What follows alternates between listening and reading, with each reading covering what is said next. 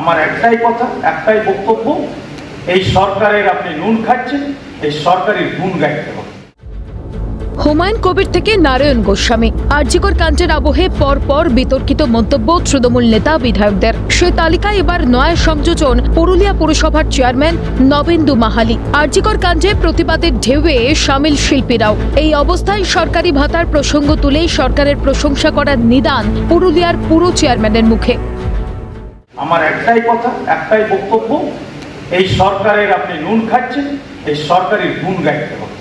আপনারা যে programme performance পান, সরকারি প্রকল্প প্রচারের জন্য পান, আপনি প্রচারও করবেন, আবার সরকারের বিরুদ্ধে প্রচারও যাবেন।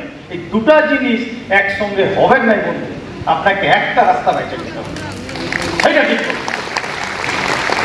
দুদিকে দু নৌকায় পা দিয়ে চলা যায়।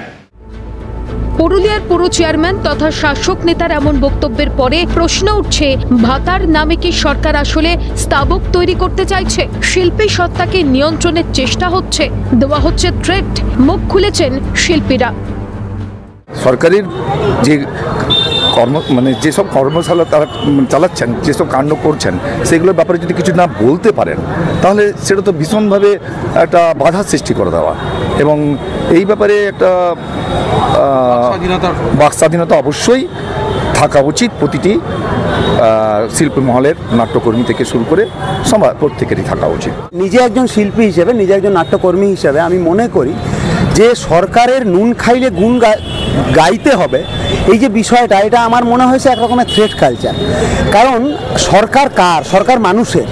সরকারের টাকা আসছে মানে সেটা কিন্তু আমাদেরই ট্যাক্স ঘুরে শিল্পীদের কাছে ভাতা হিসেবে আসছে। এবার সেখানে সরকার যদি কোনো ভুল করে, বা পার্টিকুলার যে দল সরকার চালাচ্ছে সেই দল যদি কিছু ভুল করে, তার অন্যায়ের প্রতিবাদ করার স্বাধীনতা কিন্তু আমাদের গণতন্ত্রের প্রত্যেকটা মানুষকে দিয়েছে। তীব্র আক্রমণ শানিয়েছে বিজেপি। তৃণমূলের একটি নিম্ন স্তরের মানসিকতার পরিচয় আজকে পাওয়া গেছে। থ্রেড কালচার যেটা গোটা রাজ্যের জুড়ে চলছে, পুরুলিয়াও সেখান থেকে বঞ্চিত নেই। এক রকমের থ্রেড দেওয়া হচ্ছে শিল্পীদেরকে কি যদি ভাতা চাই তাহলে সরকারের গুণ গাইতে হবে। আবার সরকারের নুন কিসের আছে? সাধারণ মানুষ নিজের ট্যাক্সের টাকা দেয়, সেই ট্যাক্সের টাকা দিয়ে সরকার ভাতা পাতা যা গেলে যে ডেভেলপমেন্টের কাজ করে সব করে। সরকারের নুনের কোনো বিষয় নেই।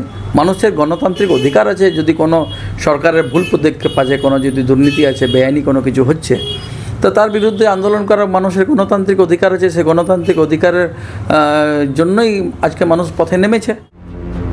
2011 রাজ্যের রাজনৈতিক ক্ষমতা বদলে শিল্পে বিশিষ্ট জনেদের বড় সড় ভূমিকা ছিল। ক্ষমতার বৃত্তে পৌঁছে কি সেসব ভুলেছে ঘাসফুল শিবির? ভুলেছে বলেই কি সব প্রতিবাদ থামিয়ে একচ্ছত্র আধিপত্য কায়েমের চেষ্টা শাসক দলের? তাই কি শিল্পীদের নিয়ন্ত্রণের চেষ্টা? দীপক রামের রিপোর্ট, ক্যালকাটা নিউজ।